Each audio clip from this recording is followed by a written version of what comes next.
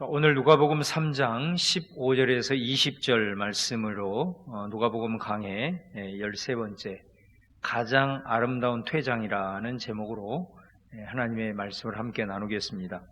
여러분, 그 유종의 미라는 말이 있습니다. 마지막이 아름다워야 한다라는 그런 뜻입니다. 사실 이것이 얼마나 어려운지 모릅니다. 처음에는 모두가 다 초심을 갖고 또 순수하게 출발을 하지요. 자, 그러는 과정에서 세월이 지나다 보면 익숙해지고 또 자신의 권위가 올라가면서 사실은 많이 변질이 됩니다. 그래서 마지막 퇴장을 할 때 많은 사람들이 얼마나 추하게 퇴장을 하는지 모릅니다. 그런 경우를 우리는 주변에서 많이 볼 수가 있습니다. 그런데 여기 아름다운 퇴장을 하는 사람이 나오게 되는데 그 사람이 바로 요한입니다. 요한은 처음부터 자신이 누구인지를 정확하게 알았고 또 자신이 어떤 일을 해야 하는지를 정확하게 아는 사람이었습니다. 여러분, 우리가 유종의 미를 거두기 위해서는 내 자신이 어떤 존재인가, 내 위치가 어떤 위치인가, 이거를 한시도 잊어버리면 안 됩니다. 그리고 그 정체성 속에 내가 해야 할 일이 뭔가, 이거를 정확하게 알아야 합니다. 정체성과 사명이 흔들리지 아니하고 또 오버하지 아니하고 굳건히 서 있을 때 우리는 유종의 미를 거둘 수가 있는 거죠. 자, 오늘 본문은 이제 그 한결같은 길을 걸어온 요한이 마지막 퇴장하는 그런 순간입니다. 사실은 요한이 퇴장을 한다는 것은 다른 말로 말하면 예수님이 입장을 하신다라는 그런 의미입니다. 그런데 여러분, 모든 사람들이 퇴장하는 사람들에게는 별로 관심이 없습니다. 그리고 그를 곧 잊어버리죠. 모든 사람의 주목은 바로 입장하는 사람에게 쏠려 있습니다. 그렇기 때문에 퇴장하는 순간까지 많은 사람들이 자신이 여전히 주목을 받기 위해서 몸부림을 치다가 추한 길로 빠진 경우가 얼마나 많은지 모르겠다는 거예요. 자, 그런데 요한은 어떻게 했을까? 자, 오늘 그 내용을 우리가 함께 살펴보기를 원합니다. 예수님께서 이제 입장을 하시면서 하나님의 나라를 위한 공생애를 시작을 하십니다. 예수님의 공생의 시작은 바로 예수님의 세례를 받으심으로 시작을 하는 것입니다. 그런데 그 예수님에게 세례를 준 사람이 누구냐면 바로 세례 요한입니다. 누가복음에는 자세하게 나오지 않지만은 마태복음이나 그리고 요한복음에 보면 바로 요한에게 예수님이 세례를 받는 것을 알 수가 있습니다. 그래서 어떻게 보면 세례 요한은 그가 퇴장하는 마지막 행위가 뭐였느냐면 바로 예수님에게 세례를 베푸심으로 말미암아 그가 이제 퇴장하는 것을 우리가 이제 알 수가 있습니다. 사실 세례 요한은 그 전부터 계속해서 예수님이 그리스도로 오실 길을 준비해야 된다라고 외쳤습니다.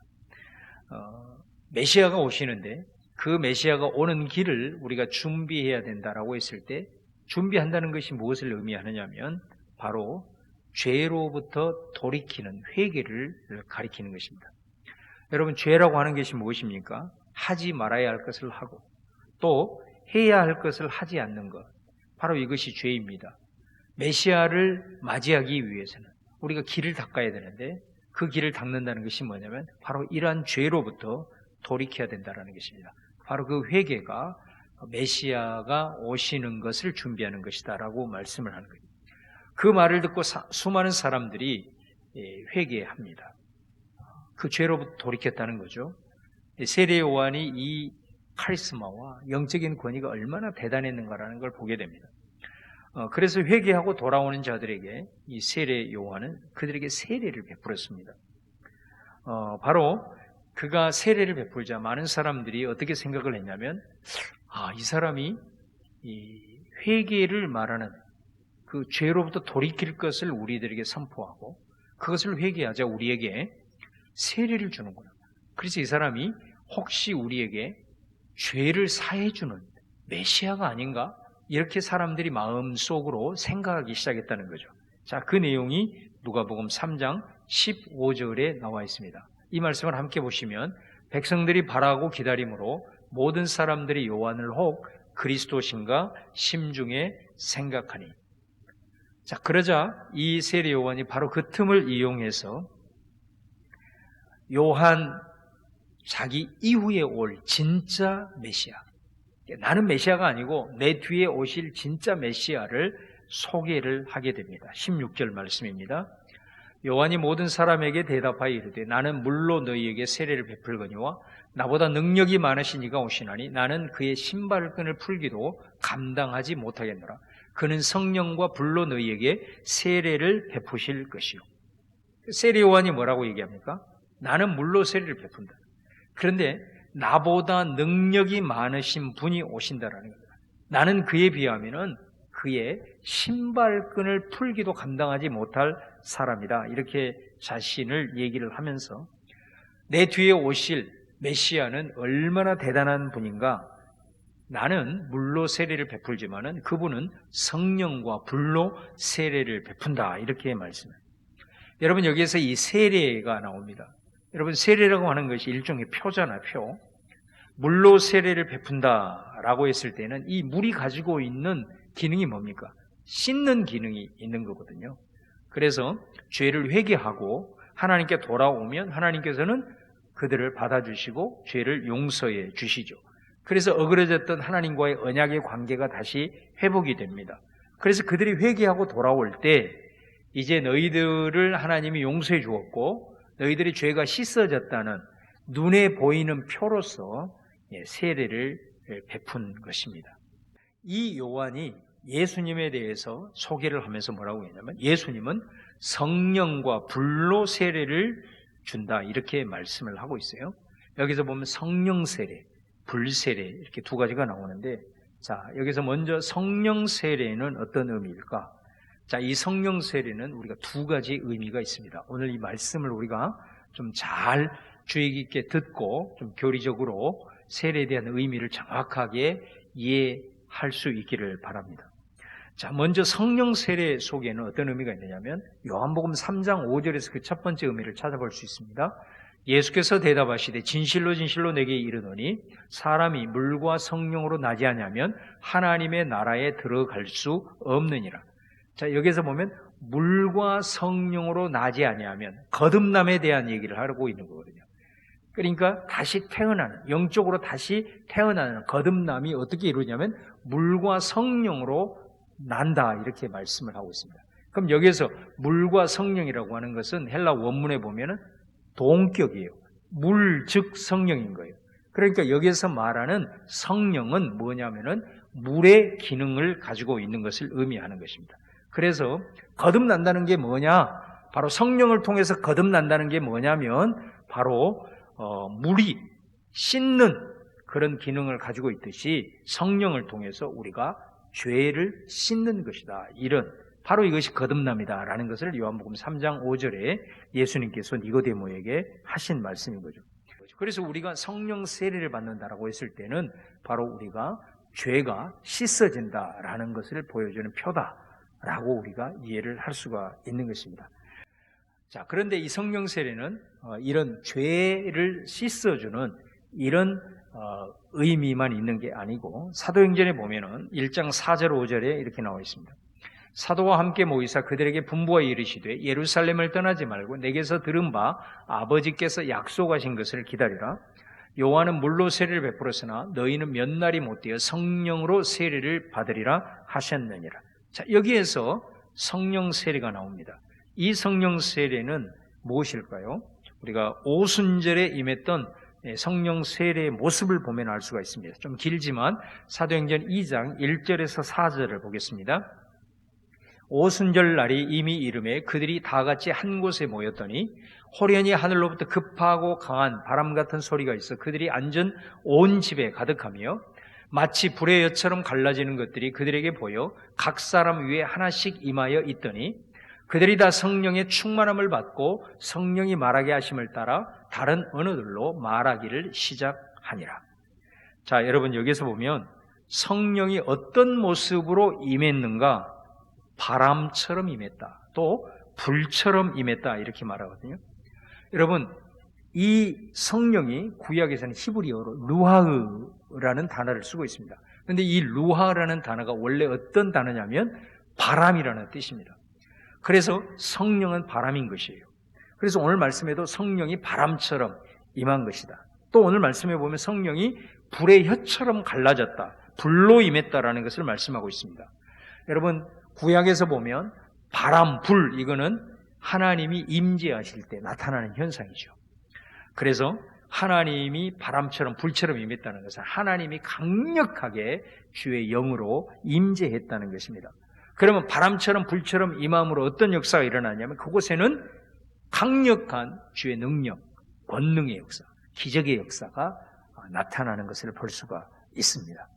그런데 이 오순절날 하나님께서 영으로 정말 이 바람처럼 불처럼 임재하셨는데 그 임재하심으로써 하나님이 엄청난 역사를 이루시지만 그 오순절날 성령 세례 사건의 의미의 중요성이 뭐냐면 그 하나님의 임재한 하나님의 영이 이제 우리에게 들어온다는 것입니다. 이것이 아주 중요한 것입니다. 그러면 그 성령이 우리 속에 들어오게 되면 어떤 역사가 일어나게 되냐? 사도행전 1장 8절입니다.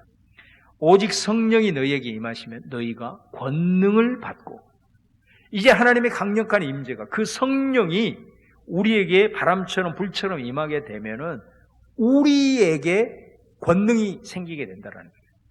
구약에서 하나님의 임재가 일어나면 하나님께서 강력한 권능과 기적의 역사를 이루었다고 그랬잖아요. 근데 그 성령이 이제 우리 안에 들어오게 되면 우리가 그런 능력과 그런 권능의 역사를 이루는 주의 통로가 된다라는 것을 말씀을 하고 있는 겁니다. 여러분, 우리 모든 성도들을 살아가면서 이 성령의 충만함, 주님이 베푸시는 성령의 세례를 받음으로 이런 은사와 열매와 많은 복음의 역사들을 이루는 귀한 은혜가 있기를 주님의 이름으로 축원합니다. 여러분, 우리가 특별히 이 성령 세례가 얼마나 우리들에게 중요한가, 여러 가지를 말씀을 할 수 있겠지만 사실 우리가 늘 하나님의 말씀을 우리가 듣지 않습니까? 우리가 하나님의 말씀을 들을 때에 그 말씀이 진리인 것을 알아요. 그런데 그 말씀을 들을 때 막 내 안에 괴로울 때가 있습니다. 그죠?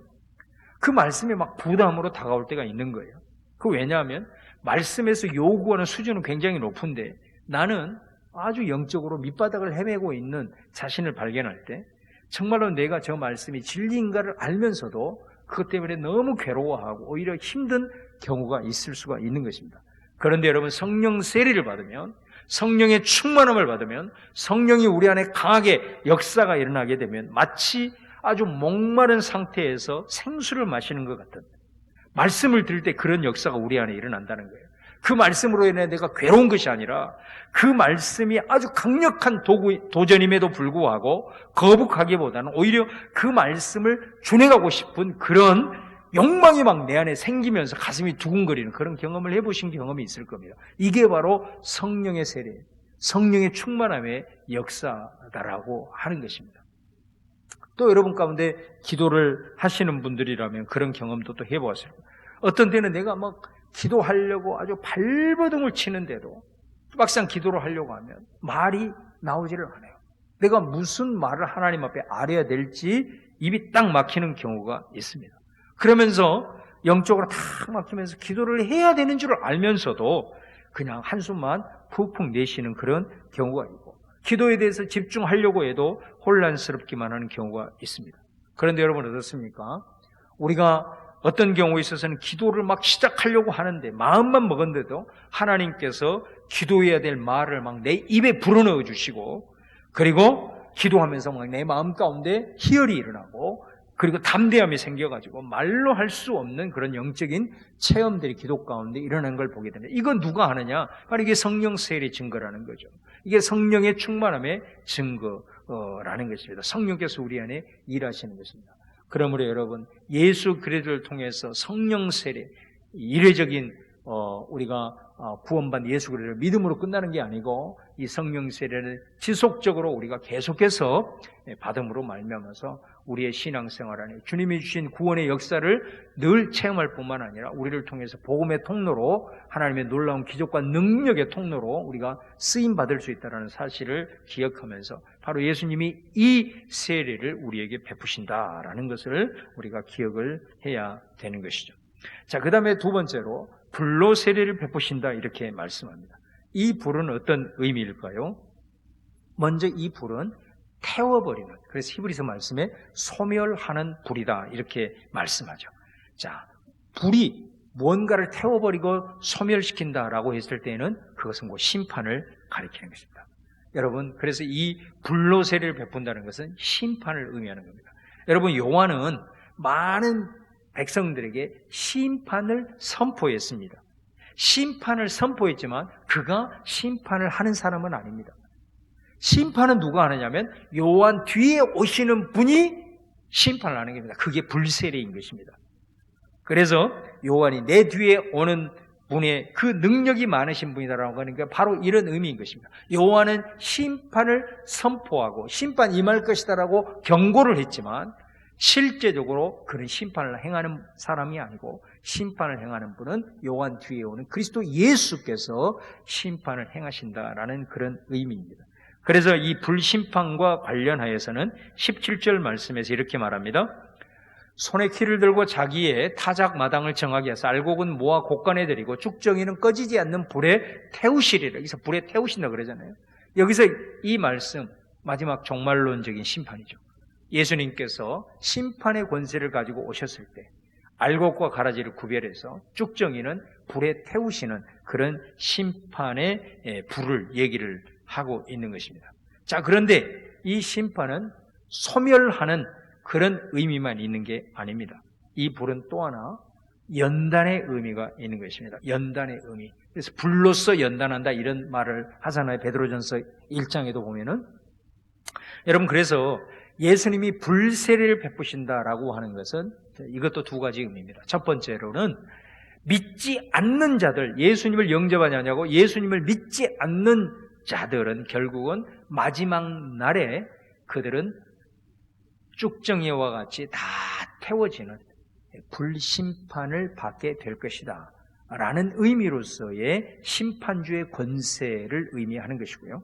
그 다음에 또 하나는 뭐냐면 이 불 자체가 연단의 의미입니다. 그럼 이 연단은 누구에게 해당되는 거냐면 믿는 사람들인 것입니다. 예수님을 믿는 사람들에게는 이 불 세례가 임하는데 그것이 뭐냐면 연단이다 이 말이죠. 그러나 그렇기 때문에 이 믿지 않는 사람들에게 임하는 이 불세례는 마지막 날 최후의 심판으로서 그들을 소멸하는 의미인 것이기 때문에 미래에 임하는 것이고, 믿는 사람들에게 이 불세례가 임한다는 것은 현재 우리가 살아가는 동안 임하는 것입니다. 그래서 예수님께서는 마지막 날 불심판의 멸망으로부터 우리를 건져내기 위해서 이 땅을 살아가는 동안 불세례를 통해서 우리를 계속해서 단련시키는 겁니다. 연단을 시키는 겁니다. 그 연단을 통해서 우리 안에 있는 더러운 죄의 찌꺼기를 계속해서 태워나가는 것입니다. 그 불세례가 때로는 우리에게는 고난이라는 이름으로 올 수가 있는 거죠. 이런 것을 통해서 우리의 믿음을 단련시키시고 우리의 더러운 찌꺼기들을 계속 태워서 마지막 날 우리가 믿지 않는 쭉정이와 같은 모습으로 가는 것이 아니라 알곡의 곡간으로 들어갈 수 있도록 우리를 정화시키시고 우리를 더 믿음으로 단련시키시고 우리를 새롭게 하시기 위해서 우리 주님께서는 현세에 우리가 살아가는 동안 불세례를 믿는 자들에게도 지속적으로 베푸신다는 것을 볼 수가 있습니다. 그래서 여러분, 이 예수님을 소개하면서 성령과 불로 세례를 베푸신다는 것은 어떻게 보면 세례의 의미도 있지만은 바로 예수님께서 앞으로 그리스도로서 이 땅 가운데 하실 모든 사역을 이 말씀을 통해서 요약해주고 있는 귀한 생명의 말씀이라는 것을 우리가 알 수가 있는 것입니다. 자, 그 다음에 우리 마지막으로 이제 3장 18절 우리가 보기를 원하는데요. 3장 18절 말씀에 보면 또 그 밖에 여러 가지로 구원하여 백성에게 좋은 소식을 전하였으나, 여기 보면 세례 요한이 여러 가지로 백성들에게 좋은 소식을 전했다라고 이렇게 말씀을 하고 있습니다. 여러분, 사실은 세례 요한이 백성들에게 좋은 소식을 전했다. 이 말씀의 의미가 뭘까요? 여러분, 우리가 이미 살펴보았듯이 세례 요한은 세례를 받으러 온 자들을 향하여 뭐라고 외쳤습니까? 독사의 자식들아, 이렇게 말이죠. 너희가 아브라함의 자손이라고 자랑하지 말라.